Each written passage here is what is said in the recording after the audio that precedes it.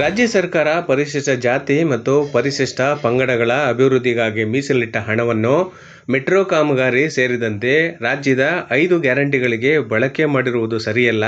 ಈ ಬಗ್ಗೆ ದಲಿತ ಸಂಘರ್ಷ ಸಮಿತಿ ರಾಜ್ಯಾಧ್ಯಕ್ಷ ಎ. ಮೂರ್ತಿ ಅವರು ರಾಜ್ಯ ಸರ್ಕಾರದ ವಿರುದ್ಧ ಕಿಡಿಕಾರಿದರು. ಅವರು ತುಮಕೂರು ನಗರದ ಪತ್ರಿಕಾಭವನದಲ್ಲಿ ಮಾಧ್ಯಮಗೋಷ್ಠಿ ಉದ್ದೇಶಿಸಿ ಇಂದು ಮಾತನಾಡಿದರು. ಪರಿಶಿಷ್ಟ ಜಾತಿ ಮತ್ತು ಪರಿಶಿಷ್ಟ ಪಂಗಡಕ್ಕೆ ಮೀಸಲಿಟ್ಟಿದ್ದ 25,391 ಕೋಟಿ ರು ಹಣವನ್ನು ಬೇರೆ ಬೇರೆ ಅಭಿವೃದ್ಧಿ ಕಾರ್ಯಗಳಿಗೆ ಬಳಕೆ ಮಾಡಿದ್ದೀರಾ? ಕೋಮುವಾದಿ ಬಿಜೆಪಿ ಪಕ್ಷವನ್ನು ಅಧಿಕಾರಕ್ಕೆ ತರದೆ ನಿಮಗೆ ಅಧಿಕಾರವನ್ನು ಕೊಟ್ಟ ದೆಸೆ ಇಂದು ಈ ಸಮುದಾಯ ಜನರು ಕಷ್ಟ ಅನುಭವಿಸಬೇಕಾಗಿದೆ ಎಂದು ದೂರಿದರು. ಈ ವೇಳೆ ಸಮಿತಿಯ ಜಿಲ್ಲಾಧ್ಯಕ್ಷ ರಾಮಯ್ಯ ಹಾಗೂ ಸಂಘದ ಮುಖಂಡ ಹಟ್ಟಯ್ಯ ಇತರ ಮುಖಂಡರು ಉಪಸ್ಥಿತರಿದ್ದರು. ಸಾವಿರಾರು ವರ್ಷಗಳಿಂದ ಶೋಷಣೆಗೊಳಗಾದಂಥ ಪರಿಶಿಷ್ಟ ಜಾತಿಗಳು ಇವತ್ತು ಆ ನೋವನ್ನು ಅನುಭವಿಸ್ತಾ ಇದ್ದಾರೆ. ಪರಿಶಿಷ್ಟ ಜಾತಿಗಳ ಅಥವಾ SC ST OBCಗಳ ಅವರ ಹೆಸರುಗಳನ್ನ ಹೇಳ್ಕೊಂಡು ಅಧಿಕಾರವನ್ನು ಮಾಡ್ತಾ ಇದ್ದಾರೆ ವಿನ ನಿಜವಾದಂಥ ನ್ಯಾಯವನ್ನು ಕೊಡೋದಾಗಲಿ ಕಳಕಳಿಯನ್ನು ತೋರಿಸೋದಾಗಲಿ ಸರ್ಕಾರ ಮಾಡ್ತಾ ಇಲ್ಲ. ಇದು ಅತ್ಯಂತ ಖಂಡನೀಯ ಮತ್ತು ವಿಷಾದನೀಯ. ನಾವು ಈ ಒಂದು ರಾಜ್ಯ ಸರ್ಕಾರದ ನಿರ್ಲಕ್ಷ್ಯತೆಯನ್ನು, ಉದ್ದಟತೆಯನ್ನು, ದಾಷ್ಟ್ಯ ಸ್ಥಿತಿಯನ್ನು ನಾವು ವಿರೋಧ ಮಾಡಿ ಖಂಡಿಸಿ ಮುಂದಿನ ತಿಂಗಳು 9 ಸೆಪ್ಟೆಂಬರ್ 9ನೇ ತಾರೀಕು ರಾಜ್ಯದ ಎಲ್ಲ ಜಿಲ್ಲೆಗಳಲ್ಲಿ, ಈ ತುಮಕೂರು ಸೇರಿದಂತೆ ಎಲ್ಲ ಜಿಲ್ಲೆಗಳಲ್ಲಿ ಜಿಲ್ಲಾಧಿಕಾರಿಗಳ ಕಚೇರಿಗೆ ಬೃಹತ್ ಪ್ರತಿಭಟನಾ ಪ್ರದರ್ಶನಗಳನ್ನು ಮಾಡಿ ರಾಜ್ಯ ಸರ್ಕಾರಕ್ಕೆ ಮನವಿಯನ್ನು ಕಳಿಸ್ತಾ ಇದೆ. ರಾಜ್ಯ ಸರ್ಕಾರ ಇದೇ ನಿರ್ಲಕ್ಷ್ಯತೆಯನ್ನು ಮುಂದುವರಿಸಿದೆ. ರಾಜ್ಯದಲ್ಲಿ ಬೃಹತ್ತಾದಂಥ ಹೋರಾಟವನ್ನು ಮಾಡ್ತೇವೆ, ಮತ್ತೆ ಸರ್ಕಾರಕ್ಕೆ ಕಿವಿಯಿಂದಂಥ ಕೆಲಸವನ್ನು ಮಾಡ್ತೇವೆ ಅನ್ನೋ ಮಾತನ್ನು ಈ ಸಂದರ್ಭದಲ್ಲಿ ಹೇಳ್ತೇವೆ. ನೇತೃತ್ವದಲ್ಲಿ 9ನೇ ತಾರೀಕು ಸೆಪ್ಟೆಂಬರ್ 9 ತಾರೀಕು ಬೃಹತ್ ಪ್ರತಿಭಟನಾ ರ್ಯಾಲಿ ಕಮತೆ ಚಳವಳಿ ನಡೀತು. ಬೆಂಗಳೂರಲ್ಲಿ ಫ್ರೀಡಂ ಪಾರ್ಕ್ನಿಂದ ಮುಖ್ಯಮಂತ್ರಿ ಸಿದ್ದರಾಮಯ್ಯನವರ ಮನೆಗೆ, ಮುಖ್ಯಮಂತ್ರಿಗಳ ನಿವಾಸಕ್ಕೆ ಬೃಹತ್ ಪ್ರತಿಭಟನಾ ಪ್ರದರ್ಶನವನ್ನು ನಾವು ಮಾಡ್ತಾ ಇದ್ದೀವಿ. ಏನು ಪರಿಶಿಷ್ಟ ಜಾತಿಗಳು ಇದ್ದಾವೆ, 101 ಜಾತಿ ಪರಿಶಿಷ್ಟ ಜಾತಿಗಳಿದ್ದಾವೆ. ಈ ಪರಿಶಿಷ್ಟ ಜಾತಿಗಳಿಗೆ ಸಂವಿಧಾನ ಕೂಡ ಮಾಡಿದಂಥ 15% ಮೀಸಲಾತಿ, ಈಗ 2% ಮೀಸಲಾತಿಯನ್ನು ಹೆಚ್ಚು ಮಾಡಿದ್ದಾರೆ. ಅದು ಇನ್ನು ಜಾರಿ ಬಂದಿಲ್ಲ. ನಾಗಮೋಹನ್ ದಾಸ್ ವರದಿ ಮೇಲೆ ಏನು ಮೀಸಲಾತಿಯನ್ನು ಪ್ರಾರಂಭ ಮಾಡಿ 1950ರಲ್ಲಿ ಸಂವಿಧಾನ ಜಾರಿಯಾದಾಗಿಂದ ಇದುವರೆಗೂ ಕೂಡ 101 ಪರಿಶಿಷ್ಟ ಜಾತಿಗಳಲ್ಲಿ ಮೀಸಲಾತಿ ಸಮನಾಗಿ ಹಂಚಿಕೆಯಾಗಿಲ್ಲ ಅನ್ನೋ ಒಂದು ಅಸಮಾಧಾನ ಮತ್ತು ವಿರೋಧ ಮತ್ತೆ ನೋವು, ಅವರ ದುಃಖ ಹೋರಾಟವಾಗಿ ಪರಿವರ್ತನೆಯಾಗಿ ರಾಜ್ಯಾದ್ಯಂತ ಹೋರಾಟ ನಡೀತಾ ಇದೆ. ಅನೇಕ ಜನರುಗಳು ಜೀವನ ಬದುಕನ್ನೇ ಕಳೆದುಕೊಂಡಿದ್ದಾರೆ. ರಾಜ್ಯ ಸರ್ಕಾರಗಳು ಏನು ಈ ಕೆಳವರ್ಗದ, ಕೆಳ ಸಮಾಜದ, ತಳ ಸಮಾಜದ ನೋವು, ಸಂಕಷ್ಟ, ಅವ್ರ ಜ್ವಲಂತ ಸಮಸ್ಯೆ ಅರ್ಥ ಆಗದೇ ಇವರನ್ನು ಗಮನಿಸಿಲ್ಲ. ಇವರು ಓಟನ್ನು ಪಡೆದು ಓಟಿನ ರಾಜಕಾರಣಕ್ಕೆ ಅಷ್ಟೇ ಬಳಸಿಕೊಂಡು ವೋಟ್ ಬ್ಯಾಂಕ್ಗಳನ್ನಾಗಿ ಮಾಡಿಕೊಂಡು ಆಡಳಿತಗಳನ್ನು ಮಾಡ್ಕೊಂಡು ಬಂದಿದೆ. ಅದರ ಪಾಲು ಸಿದ್ದರಾಮಯ್ಯನವರಿಗೆ ಹೆಚ್ಚು ಅನ್ನೋ ಮಾತನ್ನು ಈ ಸಂದರ್ಭದಲ್ಲಿ ಹೇಳಕ್ಕೆ ಇಚ್ಛೆಪಡ್ತೀವಿ. ಕೂಡ ರಾಜ್ಯಾದ್ಯಂತ ಕೆಲಸ ಮಾಡಿದ್ದೀವಿ. ಕಾಂಗ್ರೆಸ್ ಸರ್ಕಾರ ಬರಬೇಕಾದ್ರೆ ಕಾಂಗ್ರೆಸ್ನ ಕೆಲಸ ಅಂತ ಉದ್ದೇಶ ಏನಿತ್ತು ಅಂದರೆ SC ST OBCಗಳ ತಿಳಿದವರಿಗೆ, ವಿಚಾರವಂತರಿಗೆ ಕೋಮುವಾದಿ ಬಿಜೆಪಿ ಬಂದ್ಬಿಡ್ತದೆ, ಸಂವಿಧಾನ ಬದಲು ಮಾಡ್ತದೆ ಅನ್ನೋ ಒಂದು ಆತಂಕದಿಂದ ನಿಮ್ಮನ್ನು ತಂದ್ವಿ. ಆದರೆ ಅದೇ ಒಂದು ಗೊಡವಾಗಿದೆ. 7 ಜನರ ನ್ಯಾಯಾಧೀಶರ ಪೀಠ ತೀರ್ಪು ಕೊಟ್ಟರೂ ಕೂಡ ನೀವು ಆ ತೀರ್ಪನ್ನು ಜಾರಿ ಮಾಡ್ತಾ ಇಲ್ಲ. 2023ರಲ್ಲಿ ಬೊಮ್ಮಾಯಿರವರ ಸರ್ಕಾರ ಕೇಂದ್ರ ಸರ್ಕಾರಕ್ಕೆ ಮೀಸಲಾತಿ ವರ್ಗೀಕರಣಕ್ಕೆ ಶಿಫಾರಸು ಮಾಡಿದೆ. ಸಿದ್ದರಾಮಯ್ಯನವರು ಕೂಡ 2024ರಲ್ಲಿ ಮೀಸಲಾತಿ ಕನಿಷ್ಠ ಮೀಸಲಾತಿ ವರ್ಗೀಕರಣ ಮಾಡಬಹುದು ಅಂತೇಳಿ ಶಿಫಾರಸನ್ನು ಕೇಂದ್ರ ಸರ್ಕಾರ ಕಳಿಸ್ಕೊಟ್ಟಿದೆ.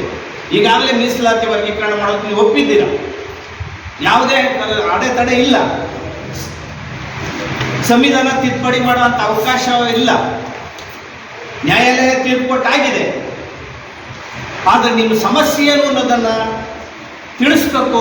ಜೊತೆಗೆ ಅತ್ಯಂತ ಗಂಭೀರವಾಗಿ ಮುಖ್ಯವಾಗಿ ಹೇಳಬೇಕು ಅಂದರೆ ಪರಿಶಿಷ್ಟ ಜಾತಿಗಳ ಹಣ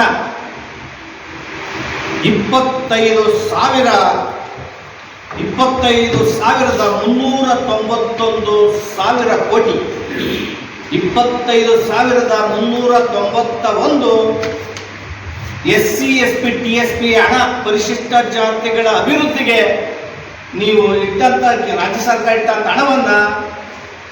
ಹಣಕ್ಕೆ ಕನ್ನವನ್ನು ಹಾಕಿ, ಆ ನಿಧಿಗೆ ಕನ್ನವನ್ನು ಹಾಕಿ ರಾಜ್ಯ ಸರ್ಕಾರ, ಸಿದ್ದರಾಮಯ್ಯನವರ ಸರ್ಕಾರ ಅನ್ಯ ಯೋಜನೆಗಳಿಗೆ ಪರಿಶಿಷ್ಟ ಜಾತಿಗಳ ಹಣವನ್ನು ಬಳಸಿಕೊಂಡು ಈ ರೀತಿ ಅನ್ಯಾಯವನ್ನು ಮಾಡ್ತಾ ಇದ್ರಲ್ಲ, ಅದು ಯಾವುದು ನ್ಯಾಯ? 10 ವರ್ಷಗಳಲ್ಲಿ 2,20,000 ಕೋಟಿ ಪರಿಶಿಷ್ಟ ಜಾತಿ ಹಣವನ್ನು ಬಿಜೆಪಿ ಮತ್ತು ಕಾಂಗ್ರೆಸ್ ಸರ್ಕಾರ ಅನ್ಯ ಯೋಜನೆಗಳಿಗೆ, ಸಾಮಾನ್ಯ ಯೋಜನೆಗಳಿಗೆ ಬಳಕೆ ಮಾಡಿದೆ. ಪರಿಶಿಷ್ಟ ಜಾತಿ ಹಣಗಳನ್ನು ಅವರು ವಿನಿಯೋಗ ಮಾಡ್ತಾನೆ, ಅವರು ರಚನಾತ್ಮಕ ಕಾರ್ಯಕ್ರಮಗಳಿಗೆ ಬಳಸ್ತಾನೆ. ಮೆಟ್ರೋಗಳಿಗೆ ಬಳಸಿದ್ದೀರಾ, ಮೇಲ್ಸೇತುವೆಗೆ ಬಳಸಿದ್ದೀರಾ, ಡ್ಯಾಮ್ ಕಟ್ಟೋದಕ್ಕೆ ಬಳಸಿದ್ದೀರಾ, ಮತ್ತೆ ನಿಮ್ಮ ಬೇಕಾದಾಗ ಹಣಗಳನ್ನು ನೀವು ಮಿಸ್ಯೂಸ್ ಮಾಡ್ಕೊಂಡಿದ್ದೀರಾ.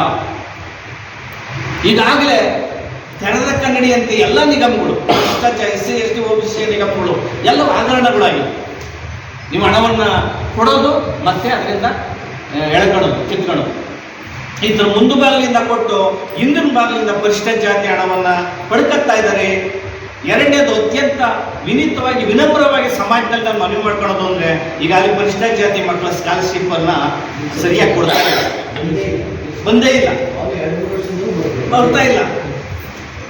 ನಾನು ಸಿದ್ದರಾಮಯ್ಯನವ್ರ ಮೀಟಿಂಗಲ್ಲಿ ಕೇಳಿದೆ, ಅವರು ಅಧಿಕಾರ ಬಂದು 1 ತಿಂಗಳಲ್ಲಿ ನಾನು ಕೇಳಿದೆ ಸಭೆಯಲ್ಲಿ, 5,000 ಪರಿಶಿಷ್ಟ ಜಾತಿ ಮಕ್ಕಳ ಅರ್ಜಿಗಳು ರಿಜೆಕ್ಟ್ ಆಗಿದ್ದಾವೆ ಗೌರ್ನೆನ್ಸಲ್ಲಿ. ಅವ್ರು ಕೇಳಿದ್ರು ಅಲ್ಲೇ ಇದ್ದಂಥ ಮಣಿವಣ್ಣನ್ನು ಮತ್ತು ಕಮಿಷನರ್ನ, ಹೌದು ರಿಜೆಕ್ಟ್ ಆಗಿದ್ದಾವೆ ಅಂತ ಹೇಳಿದ್ರು. ಯಾಕೆ ಕಾರಣ ಕೇಳಲಿಲ್ಲ. ಮತ್ತೆ ಅದನ್ನ ಏನಾದರೂ ಪರಾಮರ್ಶೆ ಮಾಡಿ ಕೊಡ್ಬೋದಾ ಅಂದರು. ಅವ್ರು ಅಂದರು, ಆದರೆ ಅದನ್ನ ಹಂಗೆ ಬಿಟ್ಟು 3-4 ವರ್ಷಗಳಿಂದ ಪರಿಶಿಷ್ಟ ಜಾತಿಯವರು ಹಣ ಕೊಟ್ಟಿಲ್ಲ. ಜೊತೆಗೆ ಪ್ರಬುದ್ಧ ಯೋಜನೆ, ಪರಿಶಿಷ್ಟ ಜಾತಿಗಳ ವಿದೇಶಕ್ಕೆ ಹೋಗುವಂತಹ ಮಕ್ಕಳು ಆ ಸ್ಕೀಮನ್ನೇ ನಿಲ್ಲಿಸಿಬಿಟ್ಟಿದ್ದಾರೆ. OBCಗಳು ಪ್ರಪಂಚದ 1000 ವಿಶ್ವವಿದ್ಯಾನಿಲಯದಲ್ಲಿ ಮೆರಿಟ್ ಮೇಲೆ ಕಳಿಸ್ಕೊಡ್ಬೋದು, ಆದರೆ ಪರಿಶಿಷ್ಟ ಜಾತಿಗಳಿಗೆ 100 ವಿಶ್ವವಿದ್ಯಾಲಯ ಮಾತ್ರ ಕೊಡ್ಬೋದು ಅಂತ ಮಾಡಿ ಅದನ್ನು ರದ್ದು ಮಾಡಿದ್ದಾರೆ. ಅಷ್ಟೇ ಅಲ್ಲದೆ ಮೆರಿಟ್ ವಿದ್ಯಾರ್ಥಿ ವೇತನವನ್ನು ರದ್ದು ಮಾಡಿದ್ದಾರೆ. ಹೋರಾಟ ಮಾಡ್ತಾ ಇದ್ದೀವಿ. ಎಷ್ಟು ಹೇಳೋದು ಕಿವುಡರಿಗೆ, ಎಷ್ಟು ಹೇಳೋದು ಕಣ್ಣಿಲ್ದವ್ರಿಗೆ, ಎಷ್ಟು ಹೇಳೋದು ಬಾಯಿಲ್ದವ್ರಿಗೆ. ಇವರಿಗೆ ಹೃದಯದಲ್ಲಿರಬೇಕು. ಸಿದ್ದರಾಮಯ್ಯನವರು ಮತ್ತು ಬಿಜೆಪಿ ಕಾಂಗ್ರೆಸ್ ಸರ್ಕಾರದಲ್ಲಿ ಹೃದಯದಲ್ಲಿ ಈ ಒಂದು ಸಮಾಜವನ್ನು, ಶೋಷಿತ ಸಮಾಜವನ್ನು ಮುಂದಕ್ಕೆ ತರಬೇಕು, ಅಭಿವೃದ್ಧಿ ಮಾಡಬೇಕು, ಸಂವಿಧಾನದ ಪರಿಕಲ್ಪನೆಗಳನ್ನು, ಆಶಯಗಳನ್ನು ಈಡೇರಿಸಬೇಕು ಅನ್ನೋ ಒಂದು ಮನಸ್ಥಿತಿ ಇಲ್ಲ. ಅವರು ಓಟ್ ಪಡೆಯೋವರೆಗೂ ಒಂಥರ ಇರ್ತಾರೆ, ಓಟ್ ಪಡೆದ ಮೇಲೆ ಬದಲಾಗಿರ್ತಾರೆ. ಸಂವಿಧಾನ ತಿದ್ದುಪಡಿ ಆಗಬೇಕು 341(3) ಅಂತೇಳಿ ಇಡೀ ದೇಶಾದ್ಯೆಲ್ಲ ಹೇಳ್ಕೊಂಡು ಬಂದರು. ಈಗ ಅದನ್ನು ಎಳೆಯಾಗಿ ಬಿಡಿಸಿ 7 ಜನರ ನ್ಯಾಯಾಧೀಶರ ಪೀಠ ತೀರ್ಪನ್ನು ಕೊಟ್ಟಿದೆ. ಈಗ ಅಲಕ್ ನಿರಂಜನ್ ಅಂತ ಸುಮ್ಮನೆ ದುಡಿದ್ದಾರೆ. ನಾವು ಎಷ್ಟು ಹೋರಾಟ ಮಾಡಿದರೂ ಕೂಡ ಕೇಸ್ಗಳನ್ನು ಹಾಕೋದು, ಜೈಲುಗಳಿಗೆ ಕಳಿಸೋದು, ಚಾರ್ಜ್ ಮಾಡೋದು. ಸಮಾಜ ಕಲ್ಯಾಣ ಸಚಿವರು ಅಸಹಾಯಕರಾಗಿದ್ದಾರೆ. ಪರಿಶಿಷ್ಟ ಜಾತಿಯಲ್ಲಿರ್ತಕ್ಕಂಥ MLAಗಳು MP ಗಳು ಪಾಪ ಅಸಹಾಯಕರು. ಅಧಿಕಾರ ಮೇಲ್ವರ್ಗದ ಕೈಯಲ್ಲಿದೆ, ಕೋಮುವಾದಿಗಳು ಮೃದು ಕೋಮುವಾದಿಗಳ ಕೈಯಲ್ಲಿದೆ. ಅವರು ಟ್ರಸ್ಟ್ ಅದು, BJP ಕಾಂಗ್ರೆಸ್ಸು ಅವರು ಟ್ರಸ್ಟ್ ಅದು. ಆ ಟ್ರಸ್ಟಲ್ಲಿ ಇವರು ಗುಲಾಮರ ರೀತಿಯಲ್ಲಿ, ಕಾರಿಡೋರ್ ತೆಗೆಯೋ ರೀತಿಯಲ್ಲಿ ಅಸಹಾಯಕರಾಗಿದ್ದಾರೆ. ಇದು ಬಾಬಾ ಸಾಹೇಬರು ಅನೇಕ ಸಾರಿ ಹೇಳಿದ್ದಾರೆ. ಇವರು ಒಂದು ರೀತಿಯ ಬಾಯಿ ಕಟ್ಟಿದ ನಾಯಿಗಳಾಗಿದ್ದಾರೆ, ಬೆಲ್ಟ್ ಹಾಕಿದ ಬಾಯಿ ಕಟ್ಟಿದ ನಾಯಿಗಳಾಗಿದ್ದಾರೆ. ಬಗಳಕ್ಕೂ ಆಗಲ್ಲ, ಕೊಡಕ್ಕೂ ಆಗಲ್ಲ.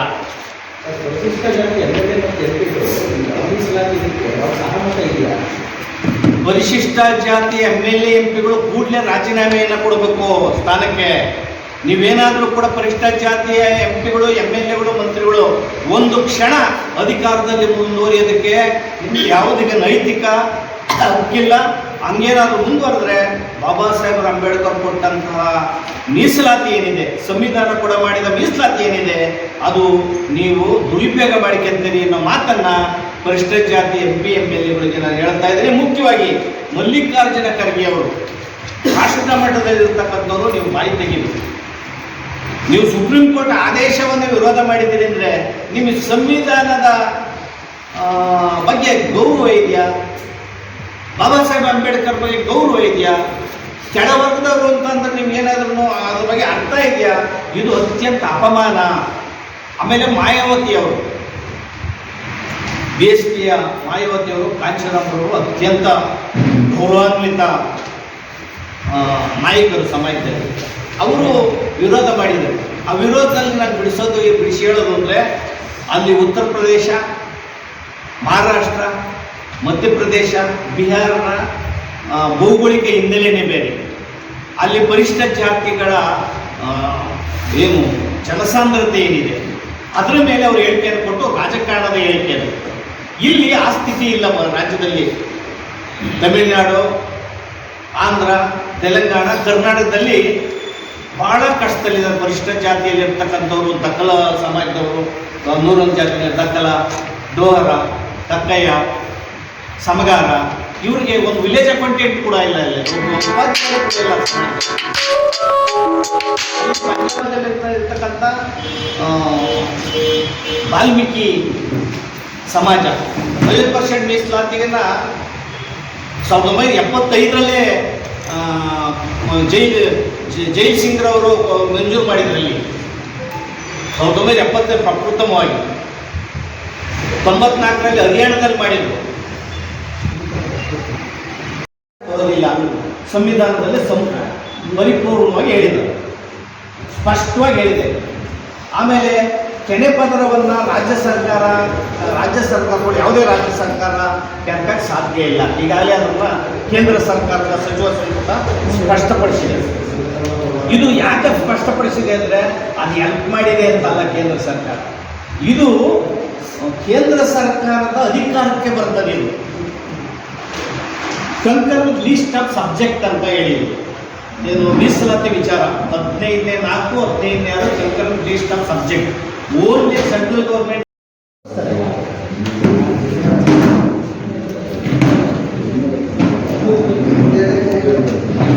ನಾಳಪ್ಪ